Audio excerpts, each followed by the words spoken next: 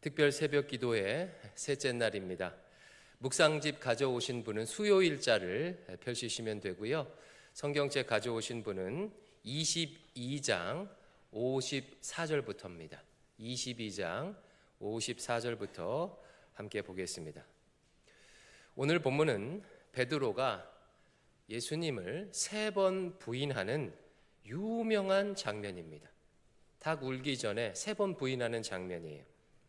오늘 본문을 이해하기 위해서는 먼저 사도행전에 나온 누가복음 후속편인 사도행전에 나온 베드로의 역할을 알아야 합니다. 여러분, 사도행전의 중심 인물은 누구지요? 성령을 받은 사도들이지요. 그러면 사도들 중에서는 또 누구입니까? 사도들 중에서는 단연코 바울과 베드로입니다. 사도행전에서 가장 중요한 인물을 꼽으라고 한다면 바울과 베드로예요. 일단 분량 자체가 많습니다. 이 두 사람은 예수님의 복음이 온 유대와 사마리아와 땅끝으로 전파되는데 각각 중요한 역할을 감당합니다. 먼저 바울은 복음을 온 세계로 전파하는 역할을 했죠. 이방 세계, 땅끝으로 전파하는 역할을 한 사람이 바로 바울이에요. 그러면 베드로의 역할은 무엇이었을까요? 베드로는요, 예루살렘에서 시작된 복음을 사마리아와 이방인들에게 전할 수 있도록 문을 연 역할을 한 사람이에요. 다리를 놓은 사람입니다. 유대인들은 사마리아인과 이방인들을 철저하게 배척을 했습니다. 그들과 함께 식사라도 하면 그 자체로 정결례를 어긴 것으로 간주하였기에 사마리아인과 이방인과는 상종하는 것조차도 꺼려했습니다. 여러분, 이런 종교적 전통이 하루아침에 바뀔 수 있겠습니까? 쉽지 않겠지요. 과거 우리나라에서 호주제를 폐지한다고 했을 때 전국의 유생들이 들고 일어났습니다. 지금 우리 교단은 아직까지도 여성 장로, 여성 목사를 세우지 못하고 있는 실정이에요. 종교적 전통은요, 쉽게 바뀌지 않습니다. 유대인들이 가진 전통은 복음이 사마리아와 땅끝까지 전해지는데 큰 걸림돌이 되었습니다. 이런 상황에서 수백 년 동안 내려오던 유대교의 전통을 깬 사람이 바로 베드로예요. 사도행전 8장에서 빌립 집사는 사마리아에 가서 복음을 전하고 세례를 줍니다. 그리고 이 소식을 예루살렘에 있는 사도들에게 알려요. 이때 2명의 사도가 사마리아로 가서 사마리아인들에게 성령 세례를 베풀어요. 이때 사마리아로 갔던 사도가 누구였을까요? 베드로와 요한입니다. 사마리아인들도 성령 받을 수 있음을 확증한 인물이 베드로예요. 우리는 이 사건을 별로 큰 사건으로 여기지 않는데요, 유대인들에게는 엄청난 사건입니다. 유대인들은 700년 동안을 사마리아 사람들을 혐오하며 지냈어요. 사마리아인들 역시 예루살렘 성전을 인정하지 않았습니다. 그런데 그런 그들에게 성령 하나님께서 임하신 거예요. 유대인들의 생각과 사고를, 전통을 완전히 뒤집어 놓는 것입니다. 이것은 유대인 입장에선 충격적인 사건이 아닐 수가 없습니다. 근데 더 충격적인 사건은 사도행전 10장에 나오는데요, 베드로가 이방인 고넬료의 집에 가서 함께 식사를 하고 세례를 베푼 사건이에요. 베드로는 할례도 받지 않은 이방인 고넬료에게 세례를 베풀었고, 그때 고넬료와 그의 온 가족에게 성령 하나님께서 임하셨습니다. 유대인들이 수백 년 동안 지켜오던 할례, 정결례의 전통이 무너지는 순간입니다. 베드로는 예루살렘 교회에 돌아와 이 일을 보고했고, 예루살렘 교회는 공식적으로 이방인들도 성령 받을 수 있음을 인정했어요. 복음이 예루살렘을 넘어서 사마리아와 이방 세계에 전해질 수 있는 기틀이 마련된 것입니다. 이 역할을 누가 했다고요? 베드로예요. 그러면 베드로는 어떻게 수백 년 동안 내려오던 편견과 전통을 깨고 이 사명을 감당할 수 있었을까요? 바로 오늘 본문을 통해서 우리가 유추해 볼 수가 있습니다. 여러분, 베드로는 본래 어떤 인물이었지요? 십자가 이전의 베드로예요. 누가복음에서의 베드로는요, 등장할 때부터 신실한 사람으로 나옵니다. 베드로가 처음 등장한 것은 누가복음 5장인데요. 예수님께서 베드로의 배를 빌려서 그 위에서 설교하실 때였어요. 설교를 마치신 주님께서는 베드로에게 저 깊은 곳으로 가서 그물을 내려라 라고 하십니다. 베드로는 주님의 말씀에 순종하여 깊은 곳에 그물을 내렸고 엄청난 물고기를 잡습니다. 이때 베드로가 주님께 이렇게 고백했습니다. 누가복음 5장 8절, 시몬 베드로가 이를 보고 예수의 무릎 아래 엎드려 이르되 주여 나를 떠나소서 나는 죄인이로소이다. 주님 앞에서 스스로를 죄인이라고 고백합니다. 이 고백은 예수님께서 신적 존재임을 인정하는 고백이에요. 이런 베드로를 주님께서 콜링하십니다. 사람을 낚는 어부가 되게 하겠다. 베드로가 즉각 반응해요. 5장 11절 같이 한번 읽어볼까요? 시작. 그들이 배들을 육지에 대고 모든 것을 버려두고 예수를 따르니라. 모든 것을 버려두고 예수를 따르니라. 당시 배를 가지고 있다는 것은 어느 정도 재산이, 삶의 규모가 있다는 뜻이에요. 베드로는 자신의 생계와 재산과 가족을 다 내려놓고 주님을 따랐습니다. 누가복음 6장에 보면 12제자의 이름이 나오는데요. 이때 누구의 이름이 제일 먼저 나올까요? 베드로의 이름이 제일 먼저 등장합니다. 베드로가 제자들 중에서 으뜸이었음을 보여주는 대목이죠. 이 밖에도 베드로는 주님을 따라 변화산에 올라서 모세와 엘리야를 만났어요. 유대인으로서 엄청난 영광, 엄청난 은혜를 경험한 것이지요. 또 베드로는 최후의 만찬 석상에서 주님께 이렇게 약속을 합니다. 22장 33절 말씀. 그가 말하되, 베드로가 말하되 주여 내가 주와 함께 오게도 죽는 데에도 가기를 각오하였나이다. 자, 그러면 이제 이런 내용을 가지고 베드로라는 인물을 한번 평가해 보십시오. 십자가를 경험하기 이전에도 베드로는 괜찮은 인물입니까? 아닙니까? 꽤 괜찮은 인물이에요. 주님을 위해서 이미 모든 것을 포기했어요. 예수님에 대한 신앙 고백이 바릅니다. 제자들 중에서도 가장 인정을 받았습니다. 주님과 함께 엘리야와 모세도 본 준비된 사람이에요. 그런데 오늘 본문에서 반전이 일어납니다. 베드로가, 이 훌륭한 베드로가, 충성된 베드로가 예수님을 3번 부인합니다. 54절 말씀 같이 한번 읽어보겠습니다. 시작. 예수를 잡아 끌고 대제사장의 집으로 돌아갈새 베드로가 멀찍이 따라가니라. 체포된 주님은 대제사장의 집으로 끌려가 종교 재판을 받습니다. 베드로는 몰래 대제사장의 뜰에 들어가서 불 앞에 앉아있던 사람들 틈에 섞입니다. 베드로의 얼굴이 불빛에 비추자 한 여성이 베드로를 보고 말해요.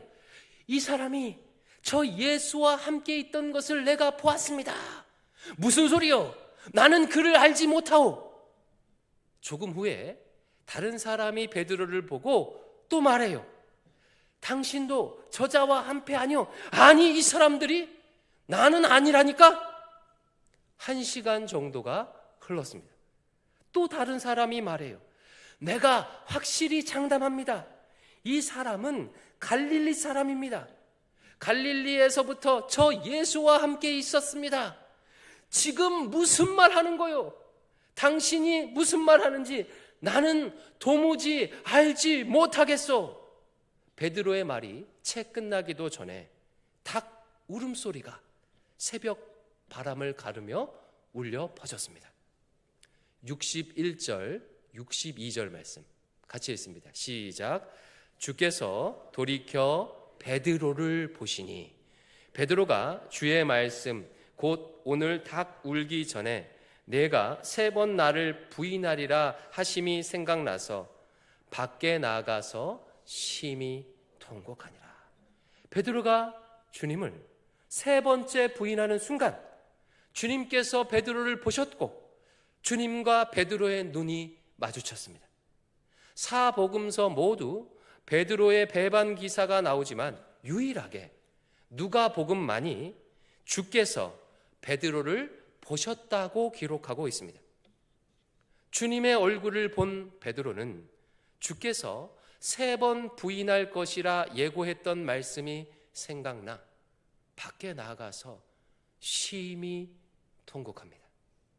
여러분, 이 사건이 충성된 베드로에게 어떤 의미가 되었을까요? 베드로는 주님의 얼굴을 마주보는 순간 어떤 생각이, 어떤 마음이 들었을까요? 아마 그 순간 자신이 그동안 확신하고 자부했던 모든 것들이 한 번에 다 무너졌을 것입니다. 1세기 유대 사회에서 스승을 부인한다는 것은 결코 가벼운 일이 아닙니다. 탈무드에 보면, 유대인들이 이 금과 옥조로 생각하는 탈무드에 보면 이런 구절이 있어요. 아버지는 생명을 주었고 랍비는 영원한 생명을 가르쳐 주므로 랍비가 더 존귀하다. 아버지보다 랍비, 즉 스승이 더 소중하다라는 거예요. 스승을 배신한다는 것은 명예를 중시하는 유대 사회에서 명예가 땅에 떨어졌다는 의미입니다. 이것이 사람들에게 알려지기라도 하면 그는 사회적 생명을 잃어버리게 되는 거예요. 뿐만 아니라 스승은 율법을 가르쳐 주시는 분이기에 스승을 배반하는 것은 하나님을 배반한 것으로 여겨졌습니다. 즉 영적 생명을 잃어버리는 것과 같아요. 베드로는 지금 이 순간 스승을 부인함으로 심리적으로, 영적으로, 사회적으로 죽은 것과 같은 상황에 처했습니다. 누가복음은 주님께서 베드로를 보았다라고 기록하므로 베드로가 느꼈을 그 비참함을 극대화하고 있습니다. 베드로는 이 일로 자신의 밑바닥을 보았습니다. 그는 그동안 자기 확신에 가득 차서 살았던 인물이에요. 다른 일은 몰라도 나는 주님을 배반하지 않겠습니다. 주님을 위해 감옥에도 가겠습니다 라고 했던 인물입니다. 그러나 대제사장의 뜰에서 베드로는 무너졌습니다. 여러분, 베드로가 이때 자기 자신에 대해서 무엇을 깨달았을까요? 자신이 그동안 했던 헌신, 열심, 주님을 위한 포기, 그런 것들이 사실은 자기 확신에 뿌리를 두고 있었다는 것을 깨닫지 않았을까요? 자신이 얼마나 교만한 자인지 자신의 실체를 보았을 것입니다. 베드로는 그 순간 벌거벗은 채 주님 앞에 섰던 것입니다. 사랑하는 성도 여러분, 신자가 성화의 과정 중에 반드시 거치는 과정이 바로 이와 같은 고립의 과정입니다. 이와 같은 고립은 초신자가 아닌 이미 헌신을 해본 충성된 신자가 겪는 고립이에요. 주님을 위해서 많은 것을 포기도 해 보았고 기적도 경험해 보았고 순종도 경험해 본 사람이 겪는 고립입니다. 충성된 신자는 고립의 순간을 통해서 하나님 앞에 내가 얼마나 연약한 존재인지를 다시 한번 깊이 깨닫습니다. 그동안 내가 했던 충성과 열심이 하루아침에 무너질 수 있다는 것을 보게 됩니다. 그야말로 자신의 밑바닥을 경험하는 것이지요. 그러나 우리 주님께서는 고립에 빠진 충성된 신자를 그냥 방치하지 않으십니다. 여러분, 예수님께서 자신을 부인한 베드로를 어떻게 하셨을까요? 이미 주님께서는요, 베드로가 이렇게 될 것을 알고 이를 위해서 미리 대비하고 준비하고 기도하셨어요. 예수님께서 최후의 만찬석상에서 베드로가 3번 부인할 것을 미리 예고해 주실 때 다음의 말씀도 미리 해 주셨습니다. 22장 31절 32절 잘 보십시오. 시몬아 시몬아 베드로지요, 보라 사탄이 너희를 밀 까부르듯 하려고 요구하였으나 그러나 내가 너 베드로를 위하여 너 베드로의 믿음이 떨어지지 않기를 기도하였나니 너 베드로는 돌이킨 후에 네 형제들을 굳게 하여라. 시몬 베드로야, 사탄이 너희들을 넘어뜨리려고 할 것이다. 그러나 내가 너 베드로의 믿음이 떨어지지 않도록 이미 간절히 땀이 핏방울이 되도록 기도했다. 너는 다시 돌이킬 것이다. 그때 네 형제들을 굳게 하여라 라고 미리 예고해 주셨습니다. 베드로는 주님의 기도대로 십자가를 통과하며 다시 일어섭니다. 여러분, 스승을 배신했던 베드로에게 주님의 십자가는 어떤 의미가 되었겠습니까? 스승을 배반한 자를 살려준 위대한 사랑, 자신에게는 없어서는 안 되는 꼭 필요한 위대한 사랑 아니었겠습니까? 베드로는 십자가를 통과하며 삶의 방식이, 사역의 방식이, 신앙의 방식이 완전히 달라집니다.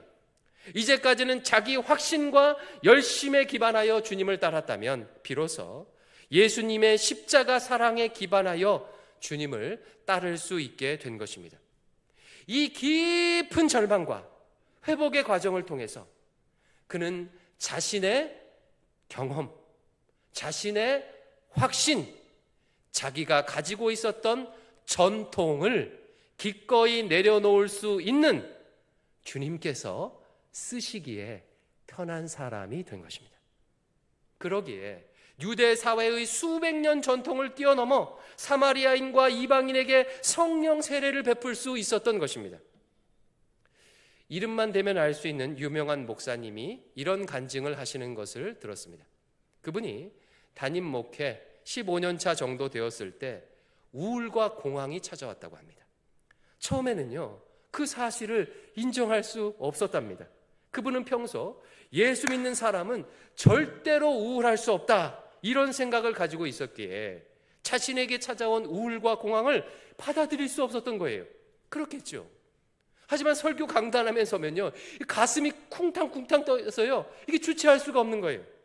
너무나도 무기력하고 심지어 극단적인 생각까지 들자 비로소 병원을 찾아갔다고 합니다. 그분은 우울증 약과 공황약을 먹을 때마다 믿음이 없는 일을 하는 것 같아서, 마치 주님을 부인하는 일을 하는 것 같아서 마음이 괴로웠대요.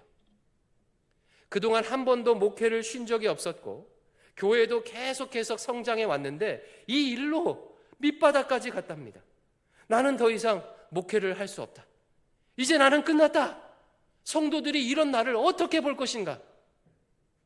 감사하게도 당회에서 그 목사님을 배려하여 안식월을 가질 수 있도록 해 주었고, 쉼의 시간을 가지며 처음으로, 목회한 이후 처음으로 자신을 돌아보게 되었답니다.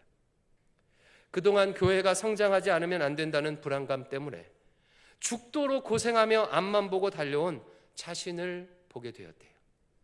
강단에서는 예수님의 십자가 사랑을 전했지만 정작 자신은 십자가가 아니라 자기 불안과 그 불안을 해소하고자 하는 자기 열심에 기반해서 목회했음을 깨달았답니다. 그 목사님은 우울과 공황이라는 밑바닥 경험을 통해서 비로소 십자가 사랑에 기반하여 사역하는 법을 비로소 배웠다고 합니다. 사랑하는 성도 여러분, 특히 충성된 성도 여러분, 혹시 나의 밑바닥을 보는 상황을 마주하게 된다면 이상하게 여기지 마십시오. 마땅히 거쳐야 할 고립의 과정입니다. 베드로가 대제사장의 뜰에서 겪었던 바로 그 순간이에요. 이런 때는 베드로처럼 자신의 연약함을 보고 통곡하십시오. 힘을 빼고 내가 아무것도 아닌 연약한 존재임을 그저 인정하십시오. 회복하기 위해서 무엇을 특별히 할 필요도 없습니다. 주님께서 때가 되면 알아서 일으켜 세워주실 거예요. 주님은 나의 이런 모습조차도 이미 알고 이런 나를 위해서 십자가에서 죽으셨어요. 나의 이 모든 연약함을 짊어지시고 십자가를 지신 것입니다. 주님께서 넘어진 베드로를 일으켜 세워주신 것처럼 나도 반드시 일으켜 세워주실 것입니다. 괜찮다, 괜찮다. 이제 되었다. 내가 다 책임질 테니 걱정 말고 나만 따라와라 말씀해 주실 거예요. 그러니 밑바닥이라고 너무 두려워 마십시오. 빨리 회복하려고 조바심 내지도 마십시오. 이렇게 저렇게 되어야 한다 주장하지도 마세요. 그저 찾아오시는 주님의 손길에 붙들려 따라가십시오. 아니, 주님의 손길에 끌려가십시오. 때가 되면 베드로를 통해 사도행전의 놀라운 역사를 이루셨던 것처럼 나를 통해서도 주님의 일을 주님께서 행하실 것입니다.